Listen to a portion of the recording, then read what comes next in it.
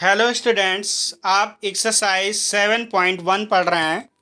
इसमें question number 6, निम्नलिखित बिंदुओं द्वारा बनने वाले चतुर्भुज का प्रकार बताइए तथा अपने उत्तर के लिए कारण भी दीजिए। तो यहाँ पर आपको प्रत्येक क्वेश्चन में 4 बिंदु दिए गए होंगे। तो 4 बिंदु से ही चतुर्भुज बनता है। 4 बिंदु आपको दिया गया होगा। तो 4 बिंदु आपको मान लो ए, बी, सी और डी दिया है। ये आपका ए हो गया, बी हो गया, सी हो गया, डी हो गया। अब इनको मिला लेंगे। तो मिलाएंगे A B, B C D और ए डी। तो यहाँ पर आप देख रहे हैं 4 लाइनें आपको मिल रही हैं।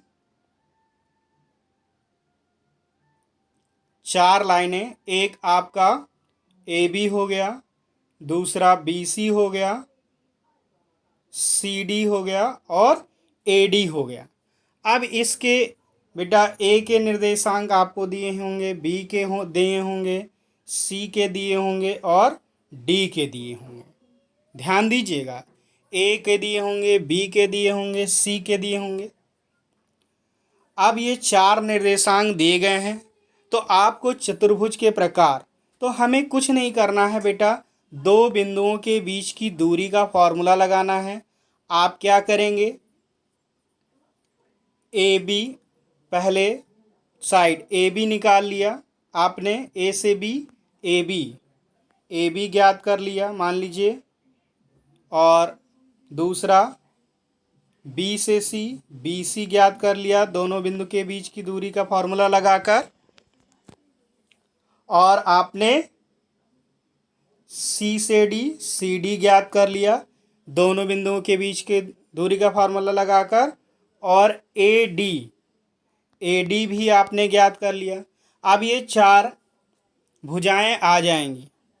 तो क्या हो सकता है, अब 4 भुजाएं आ गई तो अगर आमने सामने की बराबर हों तो क्या होगा, आयत होगा। अगर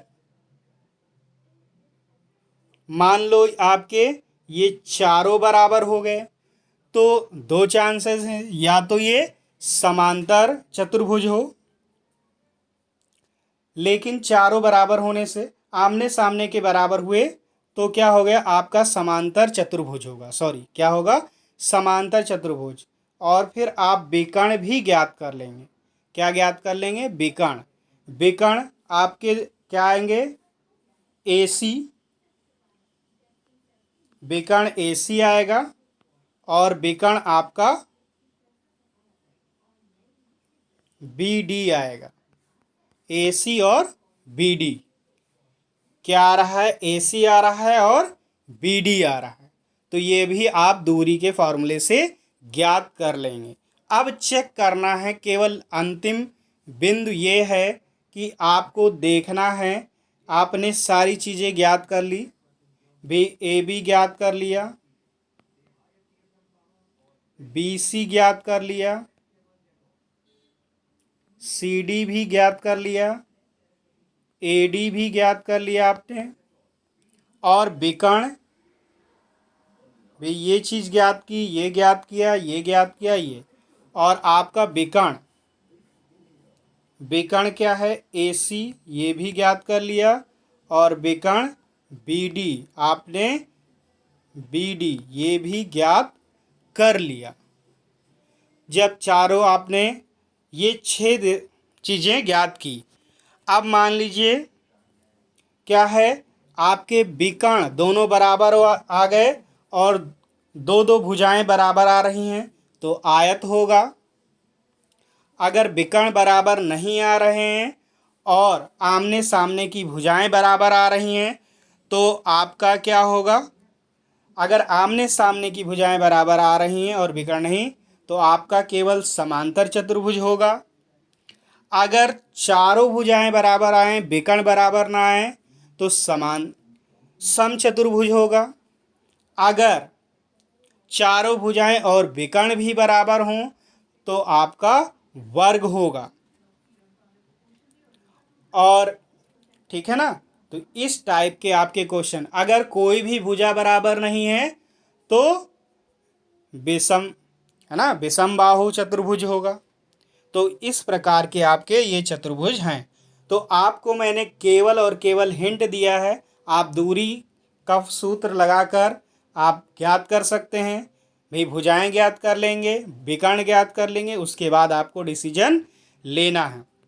तो जैसे आपको ये दिया है पॉइंट, इसको पहले को मान लिया ए, दूसरे को बी, तीसरे को सी और चौथे को डी मान लिया। आपने ए माना, बी माना, सी माना और डी मान लिया।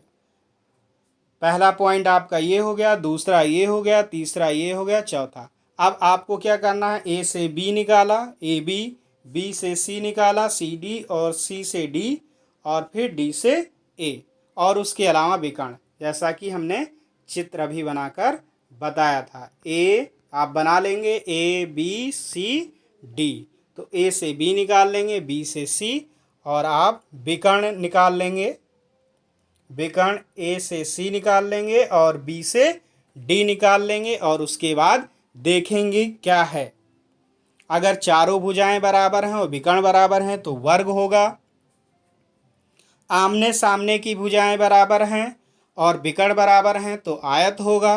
विकर्ण नहीं बराबर हैं, आमने सामने की भुजाएं बराबर हैं तो समांतर चतुर्भुज होगा। और आपके विकर्ण नहीं बराबर हैं, चारों भुजाएं बराबर हों तो आपका क्या होगा, समचतुर्भुज होगा। तो इस तरह आप इसको लगाएंगे दूरी का फार्मूला लगा के। पहला, दूसरा, 3 क्वेश्चन दिए हैं, इन तीनों को आपको लगाना है। केवल मैंने इस क्वेश्चन में हिंट आपको दी है, इस हिंट की सहायता से आपको क्वेश्चन सॉल्व करके भेजना है। और बात हमारी क्लियर हो गई हो तो वीडियो को लाइक करना ना भूलें, वीडियो को लाइक ज़रूर कीजिएगा।